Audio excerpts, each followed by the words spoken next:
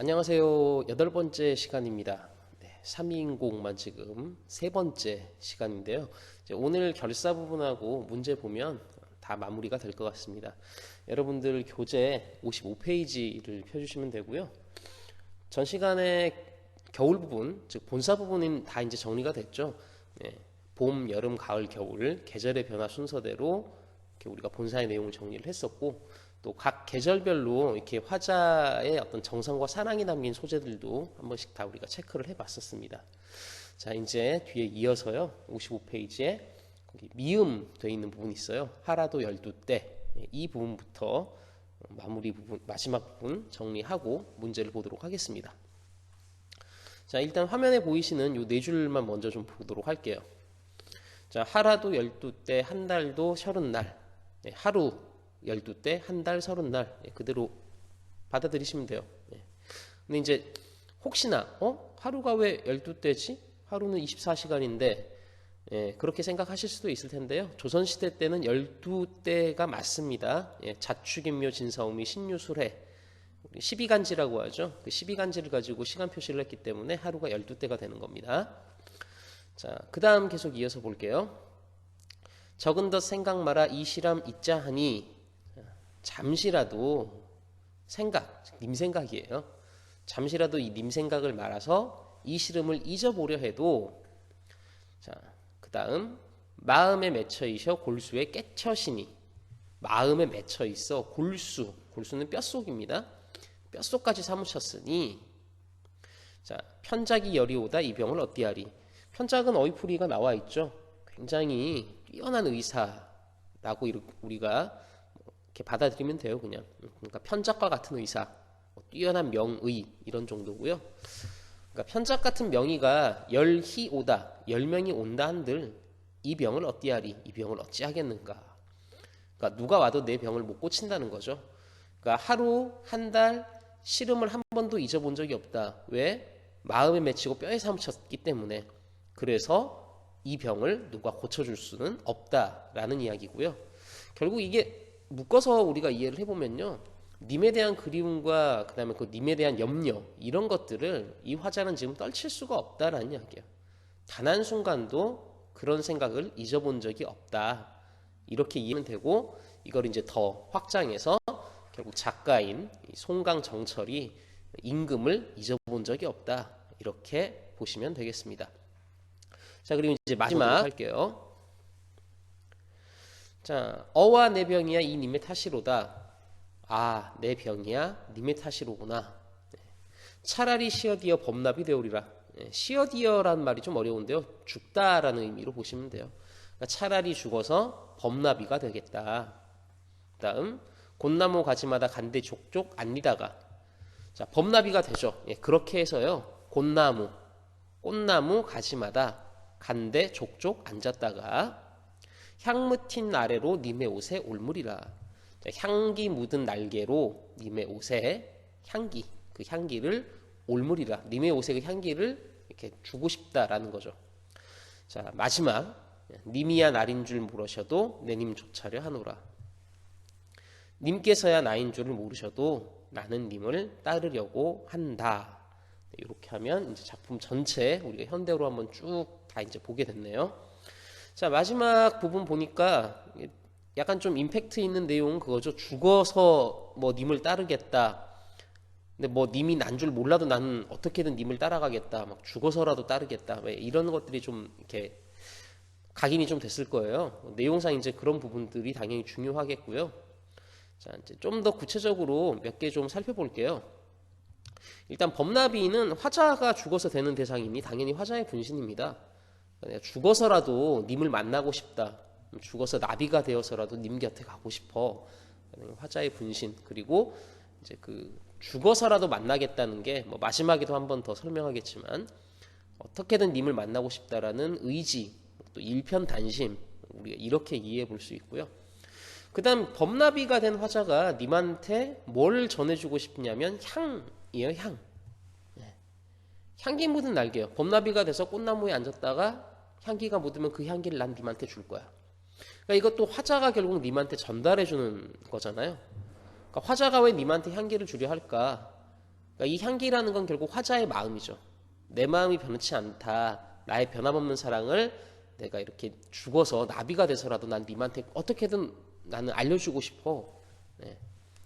그러니까 님에 대한 화자의 변함없는 사랑을 향기로 우리가 이렇게 표현한 것이다라고 볼 수도 있습니다. 자, 그럼 이걸 다시 또 작가와 임금의 관계로 따져본다면 임금에 대한 변함없는 충성심이라는 의미를 우리가 이 향기에서부터 이끌어낼 수 있는 거죠. 자, 마지막 님이야 날인 줄 모르셔도 내님 조차려 하노라 이 부분은요. 아까 또 제가 잠깐 얼핏 말했지만 일편단심이에요. 화자의 일편단심을 강조하는 겁니다. 나라는 걸 몰라도 괜찮아. 나는 그래도 님 따를 거야. 네. 어떻게든 나는 절대로 우리 님을 잊을 수 없고 우리 님에게서 난 떨어지고 싶지 않아. 뭐 이런 일편단심을 이렇게 이제 강조해주는 표현이라고 이해를 하시면 될 것 같고요. 마찬가지 확장해서 보면 이게 이제 이 작가의 일편단심인 거죠. 예, 바로 임금에 대한 변함없는 충성심을 마지막에 이렇게 한 번 더 강조를 해주고 있다라고 볼 수 있을 것 같습니다. 자, 이렇게 지금 그 하루도 12때부터 해가지고 마지막 내님 조차려 하노라 여기까지가 이제 결사 부분이에요. 결사 부분의 내용, 님을 향한 변함없는 마음을 이야기하고 있는 부분이었습니다. 자, 이렇게 하면 이제 드디어 정철의 3인곡을 다 보았습니다. 우리는 전문을 다 여러분들 이제 공부하신 거고요. 서사에서부터 시작해서 본사, 결사까지 특징 중에 하나 본사가 계절의 순환, 즉 시간의 흐름대로 진행된다. 봄, 여름, 가을, 겨울. 계절의 순환에 따른 시상전개라는 것도 좀 특징이고, 그 다음에 본사에서 봄, 여름, 가을, 겨울 각 그 부분마다 화자가 가지고 있는 님에 대한 정성과 사랑을 담는 그런 시어들이 좀 나왔었습니다. 그런 것도 이렇게 잘 우리가 확인해 보면 좋을 것 같고요. 혹시 모르니까 좀 말씀을 드리자면요. 봄에서는 매화죠. 화자가 님에게 보내고 싶어 했던 것. 그다음에 여름 부분에서는 님의 옷, 화자가 직접 지어내서 보내고 싶어 했던 것. 그 다음에 가을 부분에서는 청광, 청광을 이렇게 임에게 보내고 싶었다. 그 다음에 겨울 부분에서는 양춘과 모처럼 비친 해, 이런 것들이 바로 화자의 정성과 사랑을 나타내는 소재들이었죠. 자, 이제 우리는 문제로 넘어와서 문제를 하나씩 좀 살펴보도록 하겠습니다. 어쩌면 오늘은 조금 평상시보다 빨리 끝날 수도 있을 것 같네요. 1번 문제 보도록 하겠습니다. 자, 1번 기역부터 미음에 대한 설명으로 적절하지 않은 것은인데요. 그냥 하나씩 쭉 살펴볼게요. 자, 1번 기역에서는요. 시간의 흐름을 비유적으로 표현해서 화자가 처한 상황을 강조하고 있다고 합니다. 자, 시간의 흐름을 비유적으로 표현을 했어요. 세월은 물 흐르듯. 그럼 이게 화자의 어떤 상황을 강조하는 거지? 님과 헤어진 상황이 계속되잖아요. 님과 헤어진 상황이 계속되는데 그것도 모르는 이 무심한 세월은 물 흐르듯 계속 가버린다는 거예요. 그러니까 1번은 타당한 설명이라고 볼 수가 있습니다. 자, 2번 선택지도 이제 이런 맥락으로 접근하시면 돼요. 자, 그럼 니은에 계절이 변화하는 모습이 있을까? 꽃 지고 새잎 나죠. 이건 계절 변화죠. 봄이 끝나고 여름이 왔다. 자, 그럼 화자가 근심하는 상황이 지속될까? 나위, 정막, 수막 벼 있어요. 이미 계시지 않아 쓸쓸하고 적막하죠. 이게 지금 계절이 변하는데도 계속 이어져요. 상황이. 2번도 타당한 설명이라고 볼 수 있습니다. 3번 갑진사물을 소재로 화자의 정성을 드러낸다. 디귿에 금자 나오죠. 금으로 된 자. 님에 대한 화자의 정성, 거기 옷 나오잖아요. 님의 옷을 지어냈다. 여름 부분에서의 어떤 핵심 소재이기도 했었죠. 3번 당연히 맞는 설명이고요. 4번 의문형의 문장을 활용했다. 맞아요. 리을. 옥루 고쳐야 더욱 늘러 무사말이. 의문형이에요. 그 부분. 무엇 하겠는가. 자, 근데 그 다음 님의 상황에 대한 화자의 낙관적 태도가 나올까요? 자, 리을 있는 부분 앞에 보시면요. 소상남반도 치움이 이렇거든이라고 나옵니다. 즉 소상강 남쪽, 즉 화자가 있는 곳의 추움도 이러한데 옥루 고쳐, 님 계신 곳은 말해 뭐 하겠느냐. 그러니까 님 계신 곳은 얼마나 추울까? 여기도 추운데. 그러니까 님을 걱정하는 거죠, 이거는. 따라서 화자의 낙관적인 태도가 나온다기보다는요. 화자의 걱정과 염려가 강조되고 있는 겁니다. 네, 그래서 4번이 적절하지 않다라고 볼 수 있을 것 같고요. 5번 시간을 세분화했느냐? 맞아요. 하루 12태 한 달 30날. 자, 그리고 상심에서 못 벗어났잖아요. 시름이 뼈에 사무쳐 있죠. 네, 답이 되는 건 4번이 답이었습니다. 자, 그럼 이제 두 번째 문제로 넘어가도록 할게요. 2번입니다. A와 B를 이해한 내용으로 적절하지 않은 것은인데 A는 광안전이고 B는 하계예요. 자, 이거 일단 1번부터 3번 선택지 한번 싹 묶어서 볼게요. 그냥 얘네 다 적절한 애들인데요. 묶어서 이해할 수 있는 게 일단 A 광안전에 대해서 자, 세 개의 선택지가 이렇게 설명합니다. 화자의 마음이 향해 있다. 님과 함께 있기에 행복했다. 화자와 님의 쌍방향 사랑이 존재했다. 자, 근데 광안전이 그럼 저거 의미를 다 갖느냐? 가능하죠. 광안전에 있는 그 구절을 보시면 엊그제 님을 모셔 광안전에 올랐습니다. 즉 엊그제까지만 해도 화자는 님과 함께 광안전에 올랐어요. 당연히 님과 함께 했던 공간, 행복한 공간이라고 볼 수 있고, 그렇다면 화자와 님의 쌍방향의 사랑이 존재했었던 공간이 맞고, 그래서 화자가 지금도 여전히 마음이 향해 있는 곳이에요. 님과의 그런 아름다운 기억이 있는 곳이니. 네, 1, 2, 3번 다 맞는 설명 되죠. 그럼 B도 마찬가지예요. 1, 2, 3번이 다 맞아요. 자, 하계는요, 현재 화자 혼자 있어요. 화자의 몸이 있는 곳이죠. 자, 님은 없어요. 그래서 불행하고요. 그러니 화자의 일방적인 사랑, 화자의 그리움만 드러나고 있습니다. 1, 2, 3번 다 맞는 설명이 되겠죠. 자, 4번 A, B의 거리감은 화자의 소망이 이루어지기 힘든 비극적 상황이다. 맞죠. 광안전과 하계는 거리감이 좀 있습니다.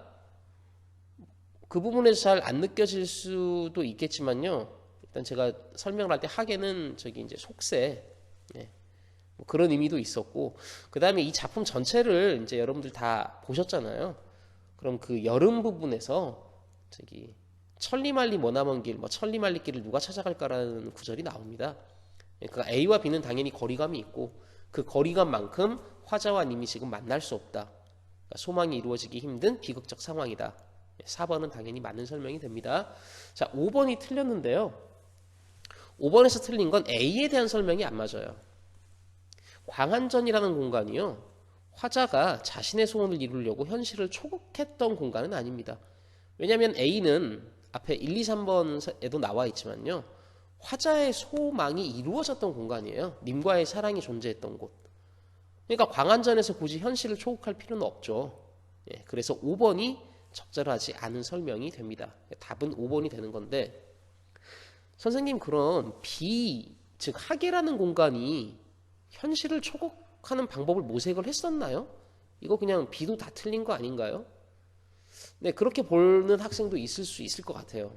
사실 이 문제가 어려운 건 아니거든요. 답은 이렇게 쉽게 나오는데, 주의할 건 B라는 공간에 대한 설명이요, 이 5번 선택지의 설명, 이게 맞아요. B에서는 화자가 자신의 소원을 이루기 위해서 현실을 초국하려 했다고 볼 수 있습니다. 하계는 현재 화자가 있는 곳이죠. 화자는 그곳에서 자신의 소원, 즉 님과의 만남을 이루기 위해서요, 마지막 끝부분에 뭐라고 해요? 차라리 죽어서 범납이 되겠다예요. 그러니까 현실로는 도저히 님을 만날 수 없으니 그 현실을 뛰어넘기 위해서 어떻게? 난 차라리 그럼 죽어서 나비가 될래 라는 방법을 생각한 거죠. 그래서 B에서는 화자가 자신의 소원을 이루기 위해 현실을 초국하려 했다고 볼 수 있습니다. 네, 그래서 제가 5번 선택지가 틀린 건 A만 틀렸다라고 설명을 드린 거예요. B는 타당성이 있습니다. 자, 이제 마지막 세 번째 문제를 보도록 할게요. 보기를 참고하여 윗글을 감상한 내용으로 적절하지 않은 것은입니다. 자, 보기에 3인곡에 대한 설명을 쭉 해주고 있는데요. 포인트는 두 가지입니다. 첫 번째, 작가와 화자의 성별이 일치하지 않는다. 즉 여성 화자의 목소리를 빌려 임금에 대한 마음을 표현했다. 우리가 계속 내용상 확인했던 부분이었고요. 또 한 가지는 뭐냐면요, 임금과 관련된 특정 어휘를 썼다. 그래서 또 자신의 마음을 드러내고자 했다. 그러니까 이게 이제 중간중간에 왜 북쪽, 그 다음에 봉황루, 사실 이런 애들이 여기에 들어올 수 있는 애들이거든요. 임금과 관련된 어휘들. 예. 그래서 이렇게도 또 드러내는 게 있다. 즉 이 두 가지 측면에서요, 선택지의 적절성을 판단하시면 돼요. 즉 여성 화자 목소리를 빌려 표현한 부분, 그런 설명을 적절히 잘했는지, 또 임금과 관련된 어휘 가지고서 잘 풀어냈는지 이 두 가지 측면에 접근하시면 되는데요. 자, 이제 선택지 볼게요. 자, 선택지에서 일단 답이 되는 2번을 볼게요. 그냥 바로 2번을 보겠습니다. 자, 임금의 궁궐이 있는 북쪽과 관련된 북극의 별이 보인다는 부분에서 네, 맞아요. 사실 이 지금 선택지들이 쉼표가 다 있어요. 무슨 부분에서 그 앞까지는 다 맞아요. 예전에도 잠깐 이야기했지만요. 이게 지문에서 즉 작품에서 끌고 온 부분에 뭐 설명 자체를 다르게 한다든지 지문의 내용을 엉뚱하게 끌고 와서 틀리게 만들지는 않습니다. 정확하게 다 잘 끌고 오고요. 보기의 내용도 웬만하면 적절히 잘 갖다 붙여요. 단지 그 연결고리의 타당성을 따진다든지 그게 아니라면 이제 약간 더 과잉된 해석이라든가 뭐 작품과 안 맞는 해석이 있는 부분들을 좀 찾아보시면 되는데 자, 2번 그래서 이제 앞부분은 맞아요. 궁궐이 있는 북쪽과 관련된 북극의 별이 보인다. 자, 그럼 그 다음 작가는 임금 곁을 떠나 있는 신하로서 임금의 안위를 염려하는 마음과 여기까지는 맞아요. 자, 근데 그 다음 임금과의 재회를 확신하는 마음을 그려낸다. 자, 근데 우리가 작품 전체 다 봤지만 어디에도 재회를 확신하는 부분은 안 나오죠. 네, 2번 그래서 틀렸습니다. 이 부분이 잘못됐던 거예요. 적절하지 않은 분석을 한 거죠. 그래서 답은 2번이 답이 되는데요. 이 문제 혹시 여러분들 푸셨을 때 4번으로 답이 가신 분들이 좀 많았을 것 같다는 생각은 들어요. 4번 선택지도 잠깐만 좀 볼게요. 자, 여성의 치마를 나타내는 말인 홍상을 여며 있고 생각에 빠진 부분에서 작가는 여성화자의 목소리를 통해 여기까지도 뭐 문제는 없어 보여요. 그 다음 임금과의 만남을 기다리는 마음을 드러냈다. 그러니까 이게 이제 적절하다고 보신 분들도 있었겠지만요. 이걸 적절하지 않다고 보신 분도 있었을 것 같아요. 일단 뭐 홍상을 여며 입은 그 부분이 뭐 만나는 부분이 아니지 않느냐, 그냥 그리워하는 부분이지 않느냐, 뭐 이렇게 볼 수도 있겠지만요. 그리워하는 마음은 결국 만남을 기대하는 마음하고 같아요. 그래서 이 자체가 완벽하게 그럼 틀렸다고 볼 수도 없지만 이 부분이 애매한 성격을 띠긴 해요. 임금과의 만남을 기다린다. 이거 아마 이렇게 해석하신 친구들이 있었을 것 같아요. 이 만남을 기다린다는 게요. 기약 없는 만남의 의미일 수도 있지만요. 약속된 만남일 수도 있어요. 왜 그럴 수 있잖아요. 예를 들면 야, 우리 동창회가 언제라 그랬지? 동창회 우리 한 2달 남았어. 올해 저기 6월 달에 만나기로 했잖아. 작년에 그렇게 정했어. 아, 그래? 아우, 빨리 그날이 왔으면 좋겠네. 알았어. 네, 2달 후 약속된 만남 기다리는 것도 만남을 기다리는 거예요. 그러니까 이 부분을 머릿속에서 이렇게 만남을 기다리는 표현을요, 약속된 만남으로 해석할 여지가 발생을 해요, 이게 지금. 근데 그렇게 되면 이 약속된 만남은 결국 다시 만나는 재회랑 별 차이가 안 나거든요. 왜냐하면 이 작품에서는 임금과 지금 이 작가가 우리 다시 만날 거예요 라는 내용은 전혀 안 나오잖아요. 그래서 이게 지금 4번 선택지가 이제 뒤에 아마 해설에서는 뭐 그냥 기다리는 마음을 잘 드러낸 거다라고 해서 적절하다고 이렇게 넘어간 것 같은데, 솔직히 제 개인적인 의견으로는 4번 선택지 또한 적절하지 않은 부분이 있는 것 같아요. 이거는 해석의 여지가 발생을 하고요. 이렇게 되면 이제 복답 시비에 좀 휘말릴 수 있을 것 같습니다. 네, 걱정하지 않으셔도 되는 건 실제로 여러분들이 치는 수능이나 모의평가에서는 이렇게 이제 복답 시비 붙을 만한 게 거의 없다고 보시면 돼요. 전멸이라고 보시면 돼요. 네, 출제의 가장 큰 원칙 중에 하나는 바로 일단 문항에 오류가 없어야 되는 거거든요. 그러니까 이런 부분들까지도 다 검증하고 검토해서 나가기 때문에 실제 수능이나 이런 데서는 복답 시비가 거의 없다고 보시면 되죠. 어쨌든 이 3번 문제 4번 선택지는요, 약간 좀 논란의 여지는 있을 것 같은 그런 느낌이었네요. 자, 이렇게 하면 이제 3인공은 다 끝났고요. 여러분 이제 다음 시간부터 여기 이제 만원사하고요, 고전시가 7, 그다음 고전시가 8, 간민가하고요. 이것도 분량이 꽤 길어요. 근데 얘네를 계속 2시간, 3시간씩 뭐 서너 시간씩 할애해서 하기에는 진도가 너무 늦어지겠죠. 그래서 이 고전시가 7부터 8, 만원사, 그리고 간민가, 그 뒤에 뭐 집장가랑 형장가도 마찬가지인데요. 여러분들이 미리미리 다 읽어 오시고 풀어왔다는 전제하에 설명을 하겠습니다. 그래야 이게 좀 진도를 빠르게 나갈 수 있을 것 같아요. 그래서 그 부분 여러분들 꼭 협조해 주시길 바라고요. 네, 8번째 시간 여기서 마치고 다음 시간에 만나도록 하겠습니다. 감사합니다.